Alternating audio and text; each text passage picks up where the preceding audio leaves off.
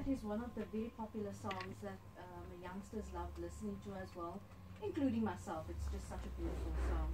Once again, shukran so much to Zarina and to Mushfika as well as Auntie Khadija for seeing to us and taking care of us this evening.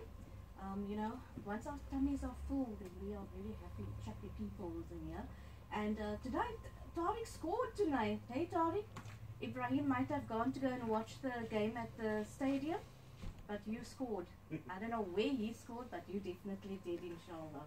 Well, this is a program winding down on Radio 786 100.4 FM.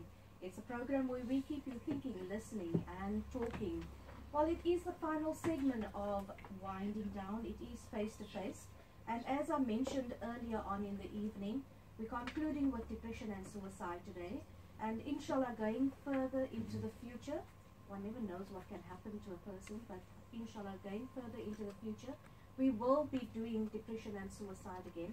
It's like I told my guest earlier on that it's a topic that one can never stop talking about because of everything that's been happening. So before I introduce you to my guest, I'm going to get Tariq to play a short clip of when I walked around in Gatesville in December and I spoke to people about depression and suicide. Let's hear what the final person has to say.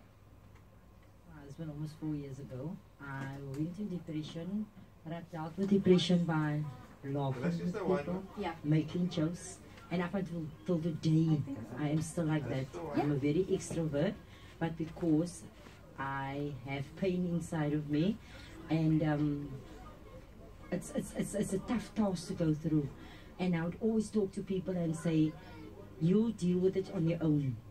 You know how to deal with it. You cannot have other people's assistance. You get some advice from people, but they don't know what you're going through. The depression, missing that partner and whatever. It's a tough, I really can't explain, but I'm just talking about myself, what I've been going through. I'm still going through it. It's almost 4 years now. And then to me it led to distancing myself from my kids where they needed me the most, because I had to be mother and father to them. They needed me the most, and my daughter, most importantly, she just started high school, and I wouldn't mix with them. I wouldn't sit with them, because whenever I would look at them, I would think of their father. I was put on medication, which made me suicidal because I was very sleepy, and I wanted nothing in life than just to have him back. And with the suicidal part comes in, my daughter attends high school, and I'm very grateful to this high school for having this new rule of if your child fails, they phone you beforehand and tell you, listen, you come in the Monday with your child, and then they give you the child's report knowing that the child fails. Because when the child is with a group, then like my daughter passes and then the friend says, but I failed.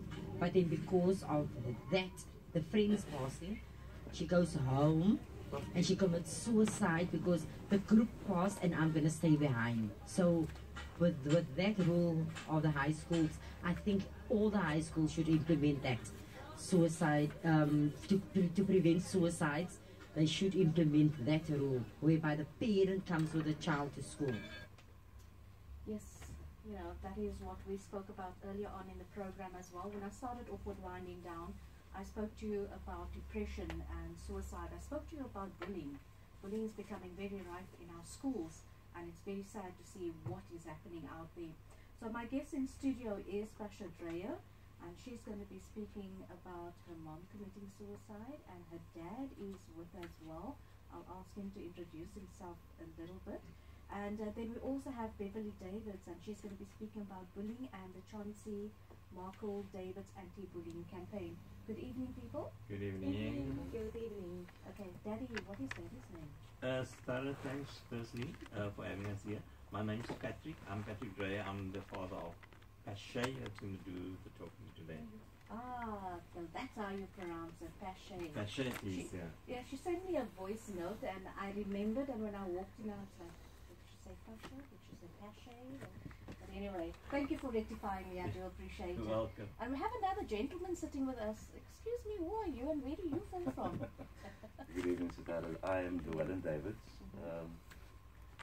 Beverly David's husband, and I'm part and parcel of the Chauncey's epic anti-bullying campaign that we, NPO that we started. Okay, awesome. Welcome to our program. Thank you To so all much. my guests, welcome. Thank you for taking out this evening and joining us. Now, earlier on, before we came to the studio, Pasche sent me a voice note, and she shared some things with me, and I understood where she's coming from. I might not have gone through something that she's been going through, but Pasche, just so that you know, you are in our thoughts. Our prayers go out to you, and during this difficult time, I hope and pray that things will become easier for you. We don't know the life or the path that you are walking. We can only but give our prayers to you. Speak to us about depression. It's something that you are currently going through as well. Thank you, Sitara. So I don't know if you noticed, while your colleague here was playing that little clip, I was actually taking a little bit of a nap because I am exhausted as I'm sitting here this weekend. I literally slept the whole weekend. I am sitting here battling a case of severe depression. I'm anxious of note. I actually, if it wasn't for my dad that got me here, I would have not been here. I'm going to be very honest. I haven't washed, I haven't eaten, I haven't brushed my teeth at all this weekend. Don't worry, I made sure that I've done it when I came to studio. So I've done that, guys. That was fresh breath. But it's been a real struggle to get here. The suicidal thoughts come, the low, the really, really, really low moments are here. Everything has been a real struggle today, and it's really horrible because there's so many things I wanted to do this weekend, but I've been unable to do anything. And what is horrible is that I'm feeling really fearful, like for no reason. I'm sitting here and I'm like afraid. I'm feeling afraid of something, but for nothing. And I'm anxious about everything, but for no reason. And it's just a really horrible space to be in. And this is a really low, sad feeling. Like my husband called me on Saturday and he's like, "Why are you crying, Pasche?" And I said, I don't know. I just feel sad for no reason, for absolute no reason. And he's like, "But why?" And I said, "I don't know, Eugene. I just feel sad." It's like nobody loves me. Nobody loves me, and I feel so alone. And I'm supposed to go to the shops, and I'm supposed to do this, and I'm supposed to do that. I feel like I'm letting everybody down, and when am I supposed to do this, and I'm supposed to do this and that. Like, when am I going to do it? And I'm failing everyone, and so it's horrible. You're constantly feeling like a failure. You're feeling hopeless all of the time, and the reason why I also don't like getting up, so there's this thing called disassociation, where I literally feel as though I am watching myself through a movie, and I feel like I am floating through life. So sometimes I actually have to pinch myself to make sure that I'm actually here. It feels as though my soul is detached from my body, and it's a very scary feeling, or it used to be scary. So, but now I'm starting to understand. I've also gotten to know my enemy. So I don't like to say that I have depression. I say that I battle depression because I feel like I am at war with an enemy, and the enemy is depression. It's like this creature that I'm fighting. So over the past 4 years that I'm battling depression, I've gotten to know my enemy. So Friday evening, I went out with a few friends, but I told my husband, "Listen here, I can feel that I'm about to go into a severe episode." And I didn't realize it was going to come on so intensely. And then Saturday, I was out. It just, every day is different, because last week, I think Tuesday, Wednesday, Thursday, I was in a brilliant space. I was all happy, and I'm like, oh yes, I am going to absorb as much as I can from this time. But you never know with me. I never know how my days are going to be. Every single day is different. Every single day, I never know what my day is going to be like, and it's like really, really horrible. People don't understand. Every day is a fight of my life for my life. It's horrible. It's a horrible way to live life.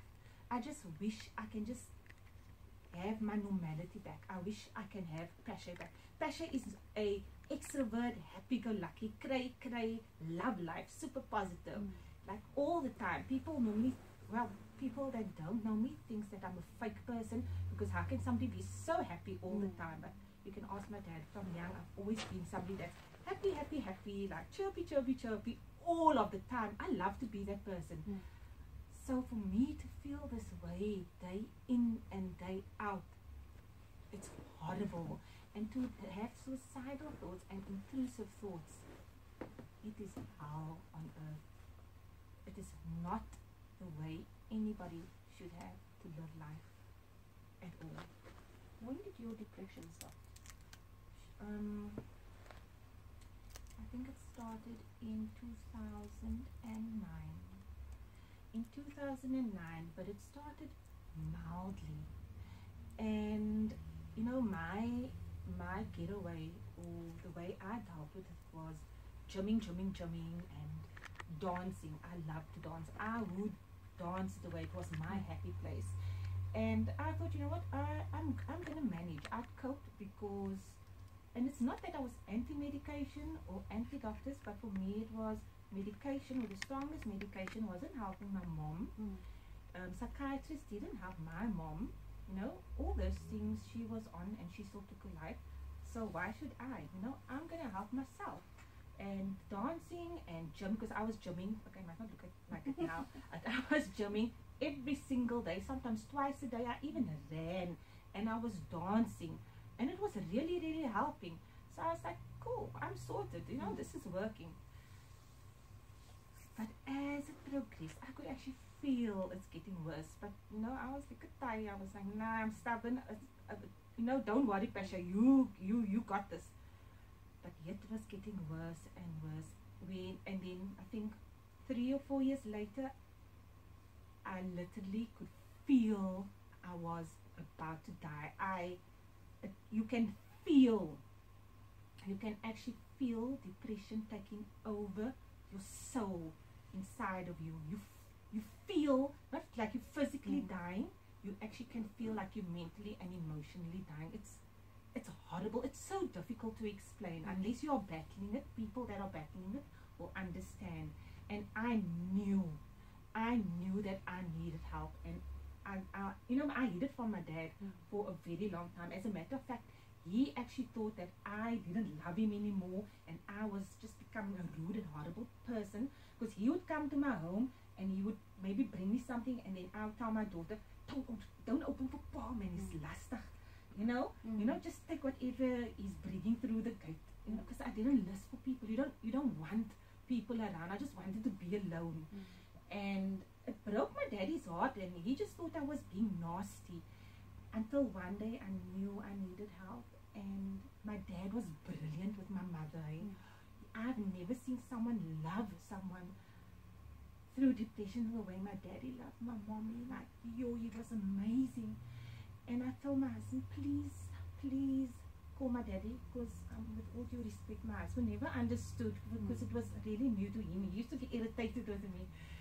So I hid it 4 years from my dad, and then they phoned my dad, and I said, Daddy, please, I begged him, Daddy, help me, I'm dying. And my daddy burst out crying. So I didn't really help by telling him, because I kind of expected him to break. And yeah, it broke him. It really did. And that is when I kind of got help and saw a psychologist. So I saw a psychologist, and they ironed out all the psychological issues. So they tried to see if it's any psychological issues that's causing it. So it was not any psychological issues. So they realized that it's in our family, it's genetic, it's chronic, and this is something I have to live with. My battle with depression has now gotten worse. So I go through severe episodes almost every day.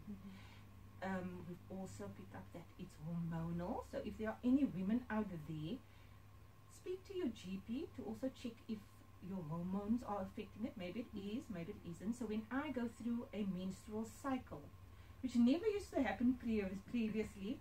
When I go through a menstrual cycle, I hit a severe depressive episode with suicidal thoughts, which is so intense. And the worst thing is my periods are irregular, so I never know when I'm going to get it. Sometimes I get it once a month, sometimes I get it 3 times a month. So it's really hectic. Also, I suffer from chronic fatigue because of my battle with depression. It comes with intense physical symptoms as well, migraine, shoulder pain, nosebleeds. As a matter of fact, just before I came on show, my nose was bleeding like never before. That's because of my anxiety. I wake up shaking like this, which was this morning as well. But that is also when you wake up extremely fearful. So I would wake up so fearful, I would go check up on my daughter, she may be like dead.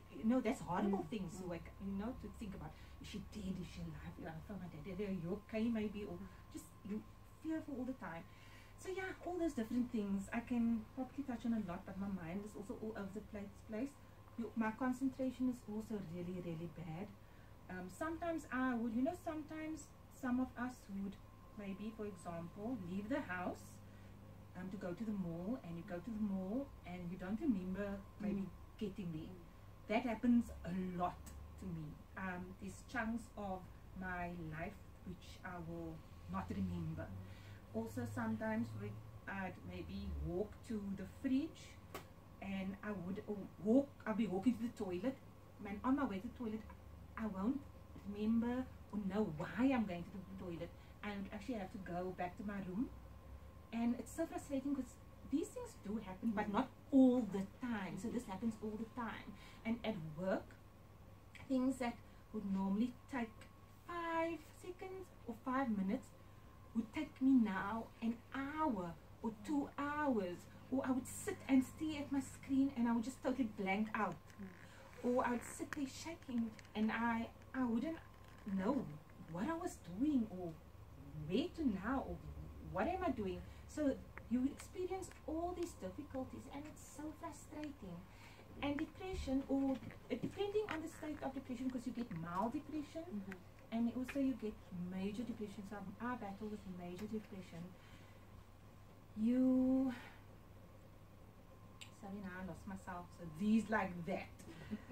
That happens. That's fine. Okay, so I was saying. So my battle with depression cripples me. Okay. So my battle is listed as a disability with SARS and with my company. Okay. So it doesn't only physically cripple me, it also emotionally and mentally cripples me. So there are times I would be like sometimes feel like a vegetable.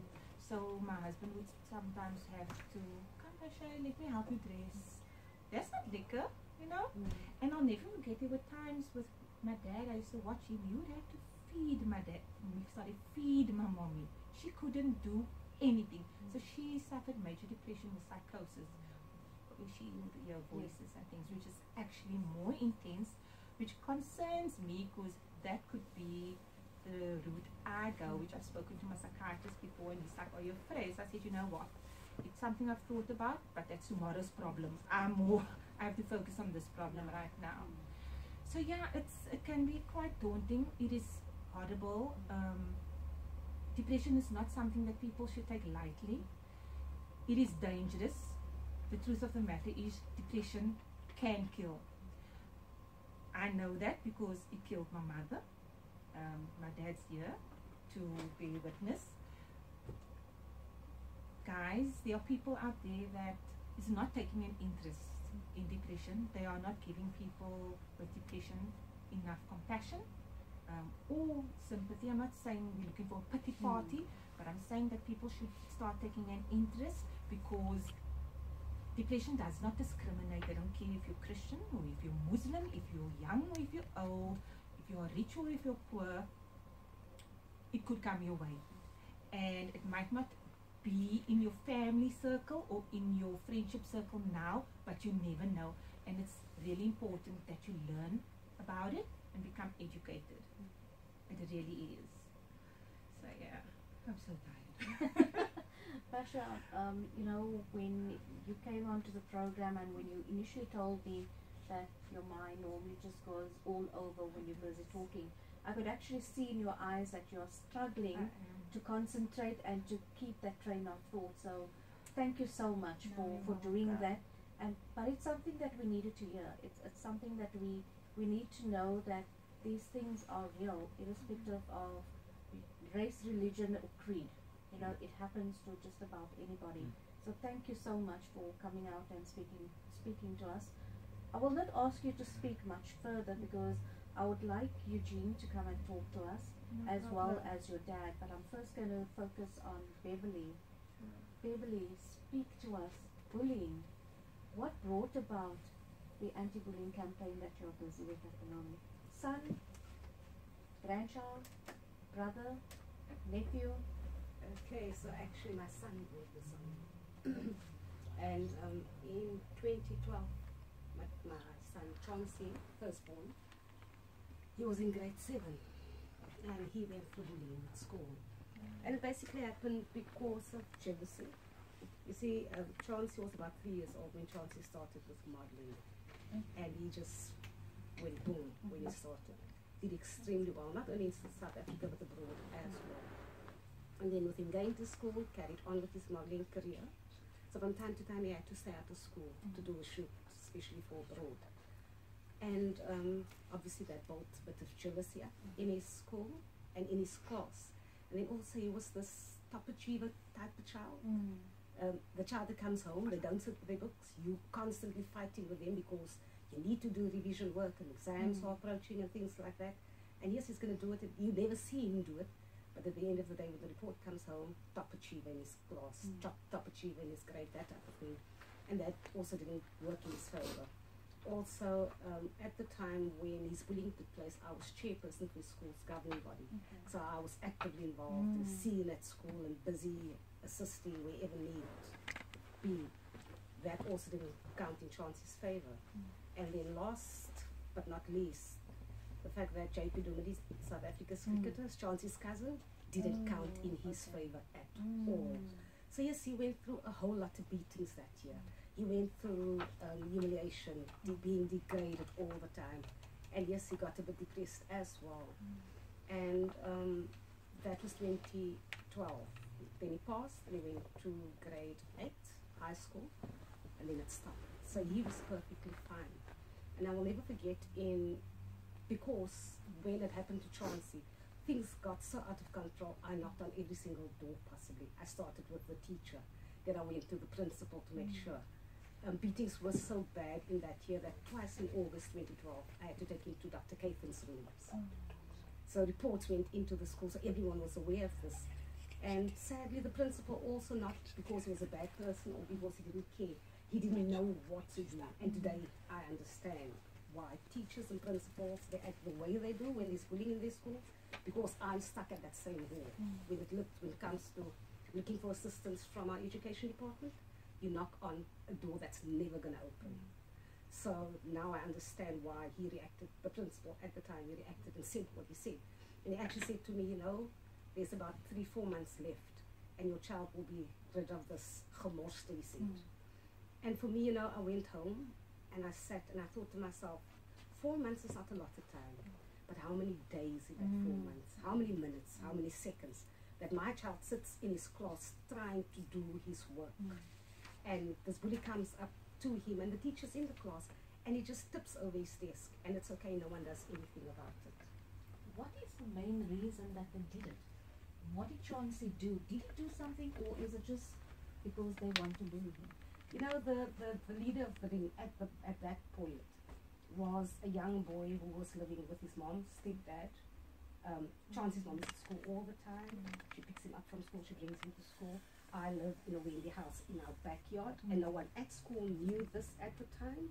So it was almost like Chauncey gets it all, and this is what I get, and so he's my target. And with Chauncey being the type of person that he was, Chauncey just took it. Beyonce is a different scenario, his younger sister, and she's actually the one that came home and said, Mommy, this is happening to Chauncey at school, because she'd find him on the playground during interval where they take his lunchbox and tip his lunch up Take his cooling bottle and throw it out because your mommy can get more. You people are rich. You speak like this because you think you're better than everyone else. That type of attitude. And she came across it a few times where she actually stood up against his bullies because he just didn't have the heart to do it. So that being said, in 2013 was his first year in high school. In Feb, a couple came to knock on our door because Chauncey's story, I went to the media. I wasn't going to leave it there. After knocking at the teacher, the principal, SAPS, which was playing, our district's office for education in which was playing, and not even the director of education at the time could tell me what to do, but to go to the media with this. Wow. I knew I had to do something, not only for my child, but for others as well. So in Feb, Chauncey's story is behind us. He's in high school. He's doing much better. And a couple knocks on our door, and their child is going through exactly the same at the exact same school. And when they knocked on my door and I opened the door, I invited them in and they told me why we were there. Chauncey and Beyonce is playing around there, me not even realizing they're paying attention. When that people left my home, Chauncey said, "Mommy, we have to help others in this situation." And me just always saying yes to everything. Yes, definitely, but we will definitely help other people. We've been through it, so yes, we've got a duty towards other people. A year later, Chauncey tries the Womb experiment, now in grade 9 at Mondale. 2014, he attempts the Womb experiment at home, and it goes wrong and backfires, explosion, and immediately my son dies. 5 months later, I took my tears, I put it behind me because I knew there was lives that I needed to touch. And that is where Chauncey's epic was born. Wow. As a mother, how did you feel when your son passed away? It's actually difficult to tell you how I felt the day it happened because you feel like that every other day. It happens all the time. And I was sitting and listening to her now, and I'm thinking to myself, I feel like that a lot of times, and I didn't even know it's depression. I'm sitting with a 15-year-old daughter, Beyonce now. And Chauncey's only sibling, and we've got a situation where things get too hard for her. She cuts herself, and we've been keeping it inside the family because we're trying to help others out there, trying to get her the help. So yes, depression is very high in our house. Maybe we didn't realize it before, and she just opened my eyes. And so yeah, you basically go through it every single day. You see, when our parents pass away, we prepare for it because one day we're going to lay them to rest.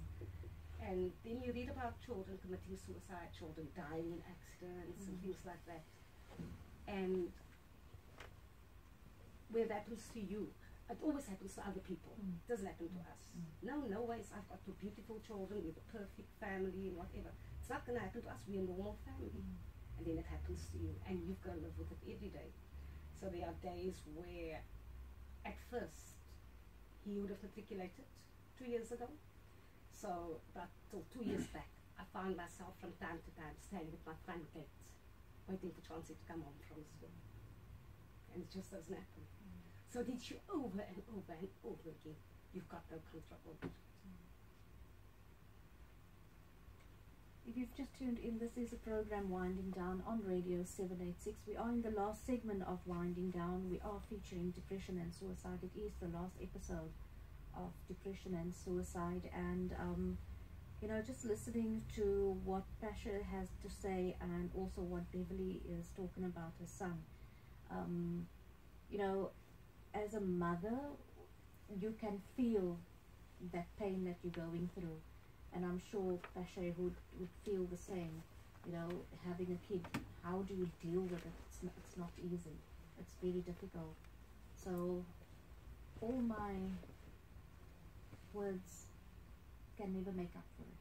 It can never make up for the loss of a son or a daughter, child, grandchild. It can never, but especially your child, because you've carried the child for 9 months in your womb. Not even the father can feel the kind of pain that a mother does.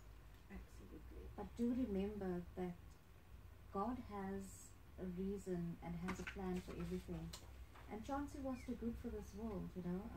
It is meant for better things, you know, for better places out there. So God willing, we pray that everything works out for you, and we stand behind you, or rather I stand behind you with the project that you are busy with for your son in his memory. And you hear about it a lot happening in schools where kids are being bullied, and as a parent you're coming out to speak about it. I appreciate it from the bottom of my heart. And I've got to admit that I have to thank Melissa Smith. Yeah, that would be beautiful. Yeah. Smith. You know, she's the one that recommended that I get both of you on the program. She just never told me how intense it was going to be. But I have to thank her for it, because you're not just opening up my eyes, but you're opening up the eyes of so many people out there. Like I said, people do not believe that depression is a thing. It's always as another copper, and they're imagining it. No, those things don't exist. But you can be as strong as you possibly can in your belief in God. You can stand on that prayer and pray 5 times a day. You can go on your knees and pray to God before you're going to bed at night time. But it's realities of life. It happens. So, you know, these are things that we've got to be very cognizant of. Even me, as a normal person that don't have what you two are going through. Even for me, I've got to be very cognizant of it, and I've got to respect that is what you are going through, because we're not walking your shoes. We can only sympathize with you. But there isn't anything we can do besides offer our prayers, which is the best gift that we can give you. Definitely. So now I'm going to, okay, there's just some messages that is coming in. Salam Sitara, you must play this again in day or night, gosh. And it comes from Auntie Gigi. Auntie Gigi, I will ask Shanaz to, I'll ask Ibrahim to actually edit it, and then Shanaz can play it in our midnight slot again, inshallah. And then another message says, my du'as to them and strength to you. The presenter, I'm assuming, Ameen, shukran. So person is just saying the prayers are there for you, and all the strength to you all. So now I'm going to be moving on to speak to the gentlemen. You know, it's very difficult to get the men to actually talk. It's something that they don't like talking about. So I'm going to start by talking to Patrick, because I think Mr. Dreyer is the one that had the most difficult experience besides Beverly. I think Mr. Dreyer had the most difficult experience. And then also I want Llewellyn to come and sit by Beverly, so that I can speak to him as well. Patrick, for you, having to have found your wife have committed suicide, what happened? Yeah, I just want to thank you first for that very initial profound statement you made, that God is the answer and that you are praying for the family. We really appreciate that. I also want to attest to what Pasche said. Pasche is my daughter. Especially to the listeners, it's important to be patient with people, to see if they act out of character, whether it's family, friends, or your colleagues at school or work. Just to take note of that and advise them, either to see a professional person and not to let it ride. That was my mistake. I didn't know depression at the time.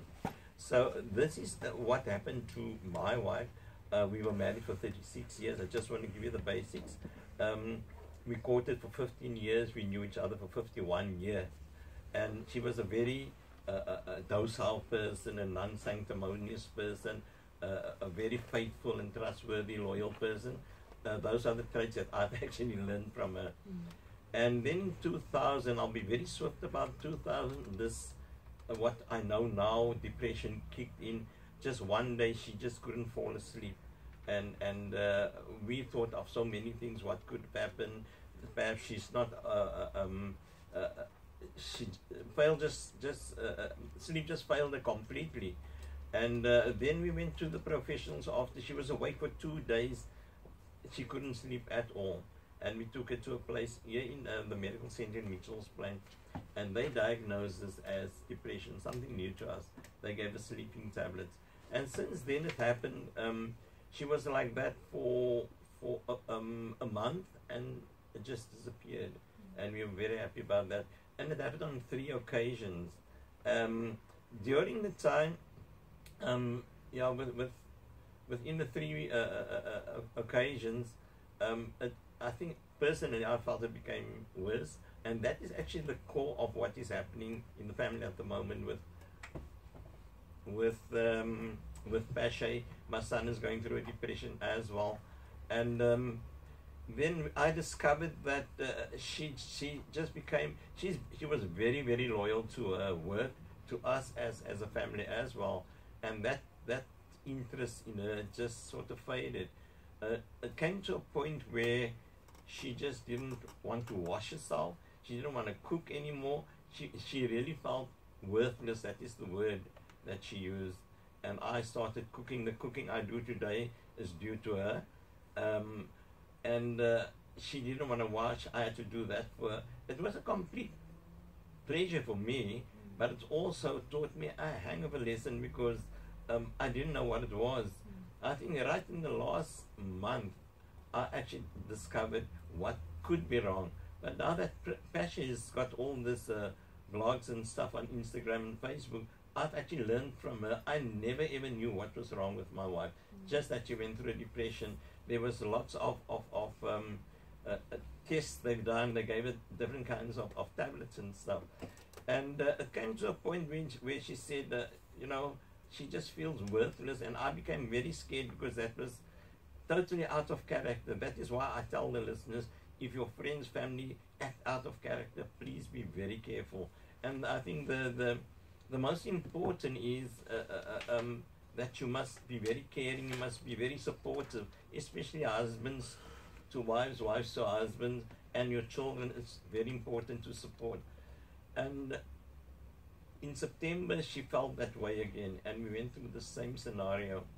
And one day she just, you know, at the time we had this sunken lounge, she just got up and she stood on top of the step and she said, I think I just heard a voice saying that I've got brain cancer.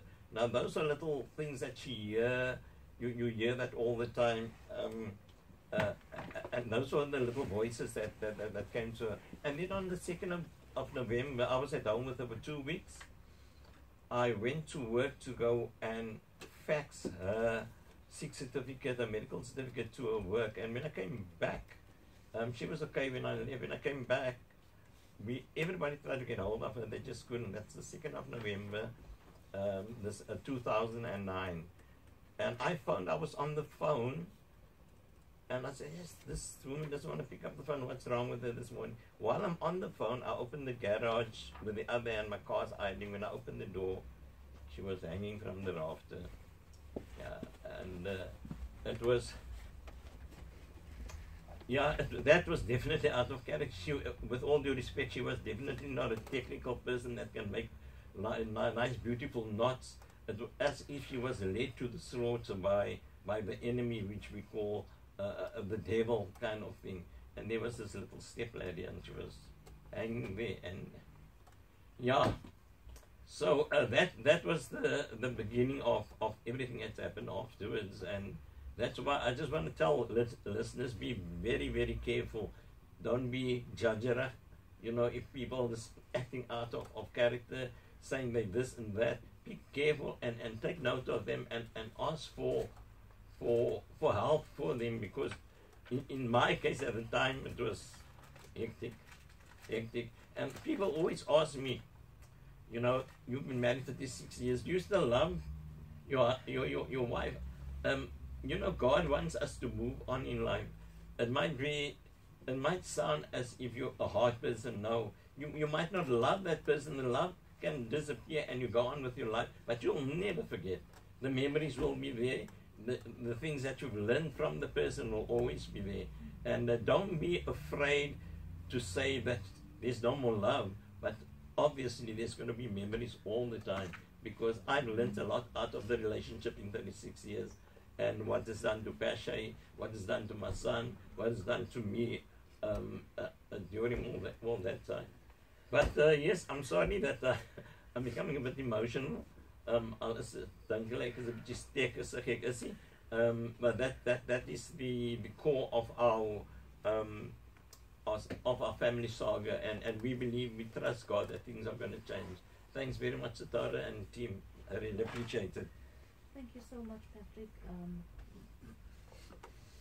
I don't know whether any words that I say can actually bring a little bit of peace to you, but do remember that God has given you that journey to walk on, because He knew and He knows that you're a strong person, the same as how you are there for your daughter and for your son.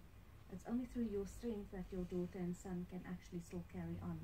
So, from the bottom of my heart, I commend you. I take off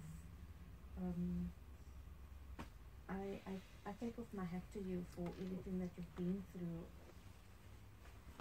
It's very difficult actually to do this program this evening, because a lot of what is being said this evening is reality, and it's things that we don't like talking about. It's things that we don't like admitting, that depression and suicide exist, but it does. Eugene, I'm just going to come over to you, and there's a message that has come in, and it says, no, you can't play it in the middle, in the midnight, in the day, please. Okay. And the DJ, I will ask them to rebroadcast this episode again, inshallah. Eugene, you know, as a husband, how are you dealing with all of this? I mean, what Pasche has been through, what she's still going through. Your mother-in-law has committed suicide. As a husband, how are you dealing with everything? Good evening. Thanks for inviting us this evening. It's been very overwhelming. And like you said, men don't really like to express their feelings or speak about such things, especially when it comes to depression and the stigma attached to it, because you kind of feel that you're letting down your guard and people's going to consider you as weak once you start talking about something like that. So it's been a very, very challenging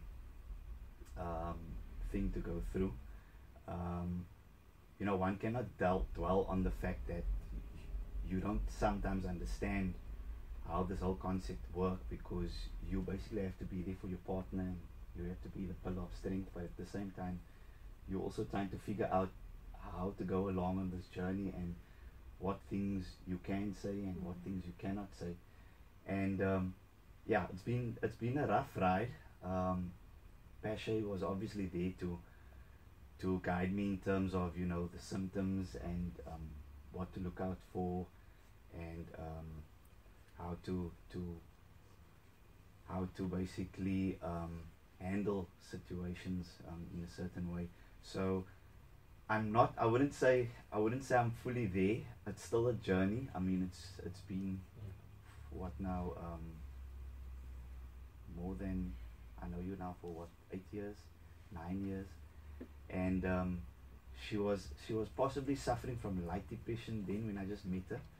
But yeah, as our journey together progressed, it's just gotten, you know, it's gone on a spiral. So it's been quite a journey, but yeah, we're learning and we're educating ourselves, and I'm reading up a lot on the internet, and there's material that you can actually read up on.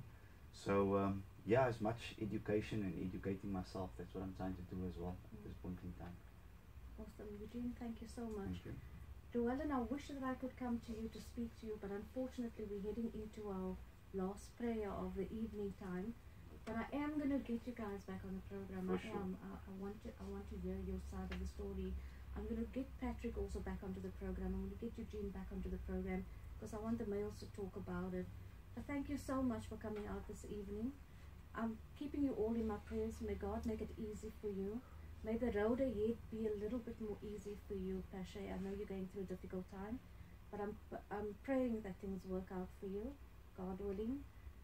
Beverly, with your son, I can, as a mother, I feel what you've walked through, and all I can do is pray for you and your family as well, wishing you all of the best. And remember, you can knock on our door anytime you need us to help you in any way, God willing. Okay, awesome. Thank you so much. This concludes winding down this Sunday evening. Just a very last message. It says, my du'as to all in studio. Sitara, you're brave. Ameen. Thank you for the program.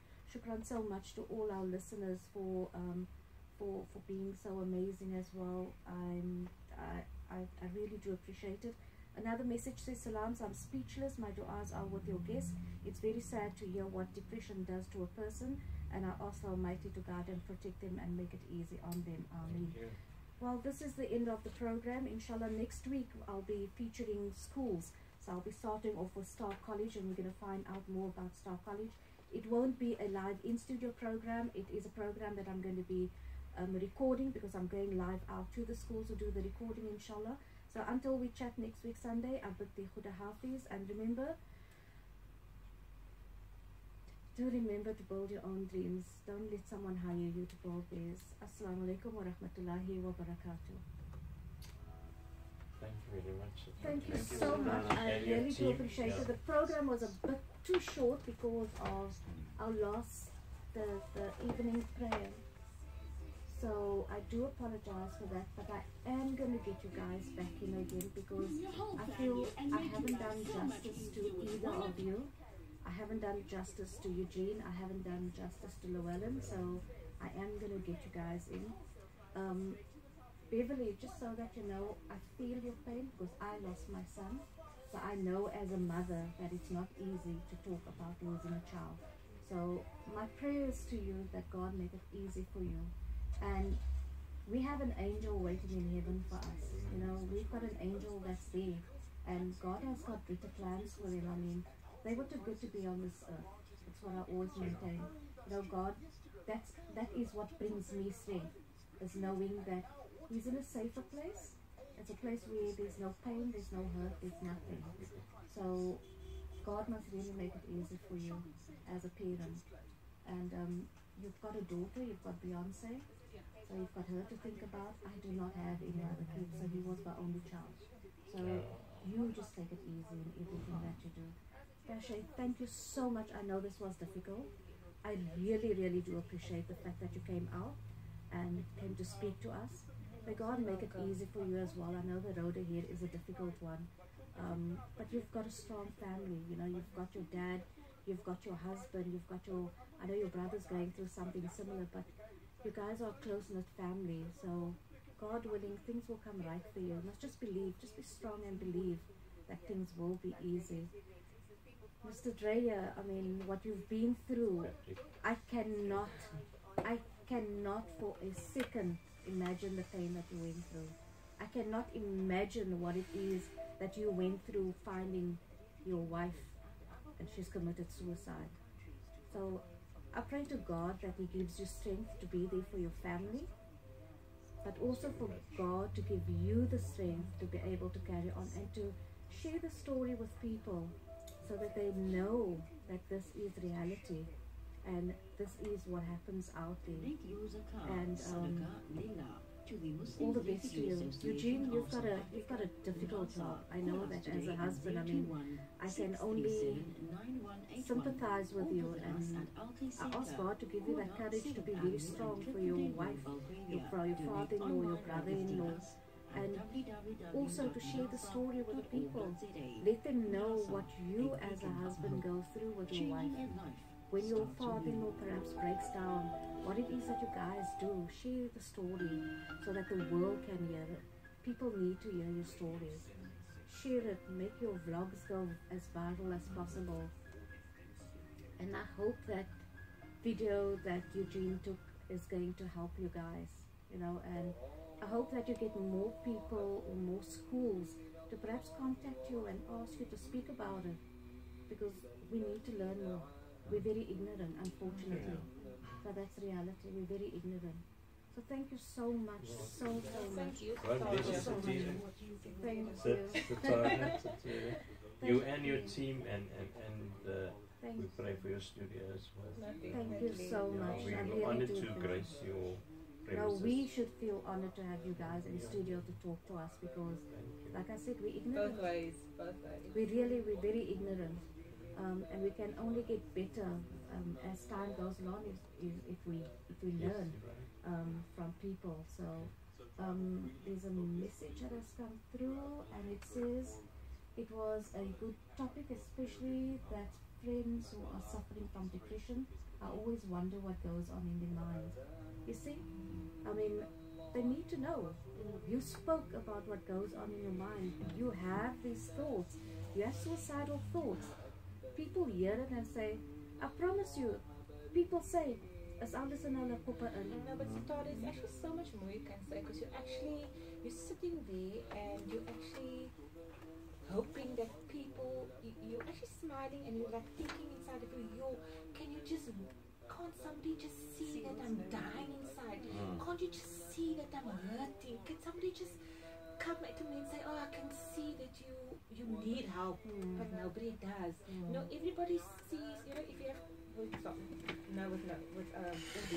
cancer patient, whatever. If somebody has cancer or the flu, if it's something physical, you get the sympathy, but with depression you don't get that. If I say I have depression, you just get like you don't get that same response. You don't get the same kind of sympathy. I think it's a lot of people that doesn't know how to deal with depression and how to deal with the person handling depression, how to console the person. Also.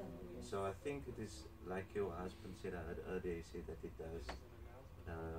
does feeds on empowering himself to know about what's going on. So if many other people can do the same, then it will be a breakthrough for so many people, because then you'll have a support team and people will know exactly how to handle and deal with such things. But I was telling my wife earlier, we are also finding not a lot of people is actually taking an interest. A lot of people are actually not really taking an interest in becoming educated. It's a society we live in. We live in a society where what you have influences how people see you, how they perceive you, and how they respect you. Had it been someone famous, everybody jumps on the bandwagon. We all there to support. And then we have us normal people going through it, living through it, trying to make that change. And it's costly. It's costly to do what we do. But we push through, we can carry on doing what we do. I wanted to ask you a question. Do you ever scream silently? I scream loud and silently. Okay, I don't scream out loud, I just do it silently. Loud when I'm alone at home. Even when I'm alone, I do it silently all the time. I think you need to do it loudly because it's the only way that you can actually I think I'm just too considerate. That was the thing you should go somewhere and stand on the I've been doing it mountain and for shout. almost 5 years now. there's just another message that came through, and the person is actually saying words cannot describe what those people are going through. I personally feel that if something bothers you, that you must speak up. That's exactly what he said now. Sure, so exactly. yeah. But a lot of people are afraid to still speak out because of victimization and because of the stigma attached. So yeah. So Eugene? There we are. Okay.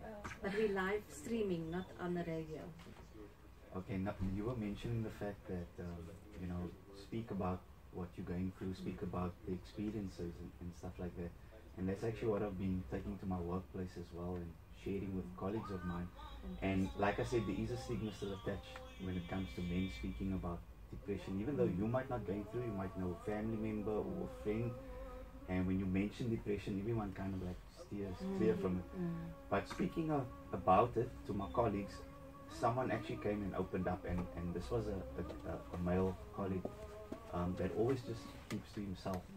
And once he heard my stories and what my wife was going through, he actually eventually came to me and pulled me aside, and he could tell me about his experience he's been going through with a family member as well. And this guy is someone that doesn't really speak much. He just keeps to himself.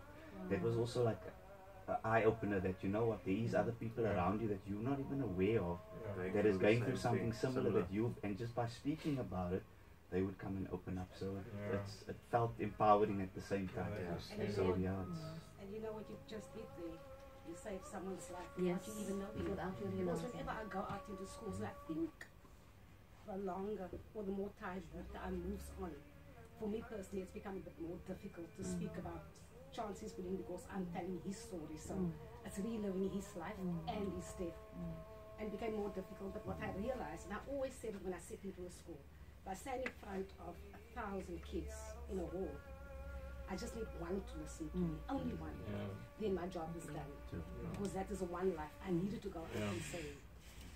I fully agree with what Beverly has said.